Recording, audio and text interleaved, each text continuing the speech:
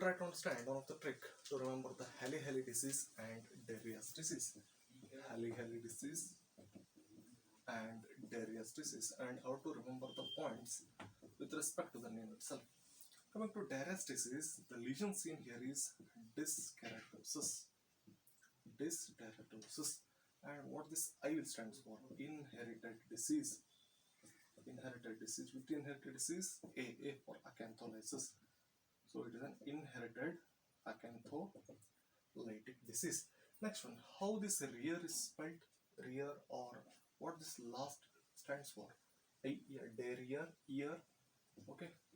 1 year, how many months you get? You have 12 months. So chromosome number 12.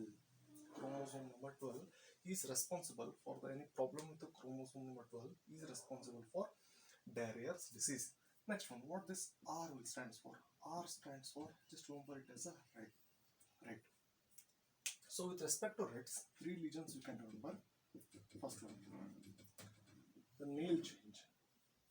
So red, here the pattern typically seen is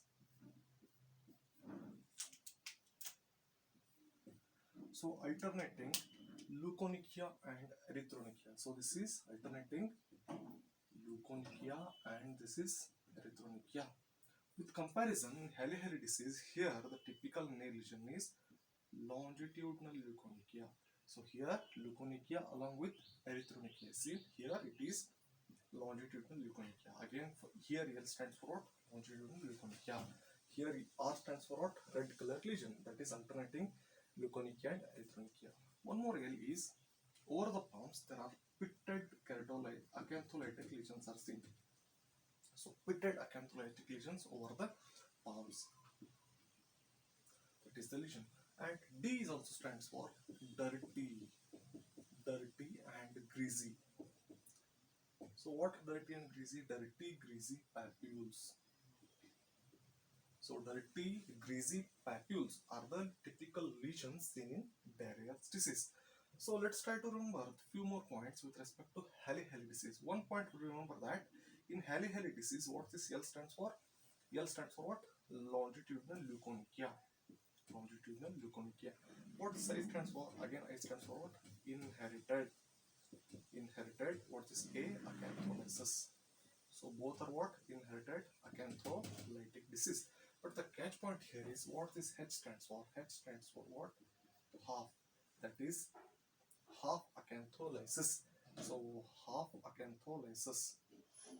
So point to remember here is it is an example for partial acantholysis. Partial acantholysis. This partial acantholysis will give to typical appearance, that is dilapidated brick wall appearance. Dilapidated brick wall appearance. And one more thing to remember is what this L will also stands for is loose. So the lesions are loose, meaning that the lesions are flaccid. What are flaccid? Flaccid vesicles, where they are seen over the flexure surface. Again, F here, flexure surface, and the typical lesions are also macerated lesions over the flexure surface along with the flaccid, nothing but loose vesicles. So again, we'll try to remember the points. In Hailey disease, this is nothing but a half, nothing but partial acantholysis. And what this I stands for? Inherited acantholytic disease. And typically it gives dilapidated brick wall appearance. And L stands for what? Longitudinal leukonychia. One more L here is loose flaccid vesicles seen over the flexure surface. Typically they are macerated also. And this E, if you reverse this E, what will it become? 3. That is chromosome number 3. So Hailey disease is associated with chromosome number 3, whereas Darier's disease is associated with chromosome number 12. And here D stands for what? Dirty, greasy papules. And also D for what? Dyskeratosis. R for what? Red color lesions. That is alternative leukonychia and erythronychia. One more point is pitted keratolytic lesions. And what this IER stands for? Ear. That is chromosome number 12. And inherited acantholytic disease. One more point to remember here is here in both Hailey disease and Darier's disease, The channel defect is ATP calcium channel defect, but they differ here. Wow, where they differ here, it is ATP2A2, whereas here it is ATP2A1 to C1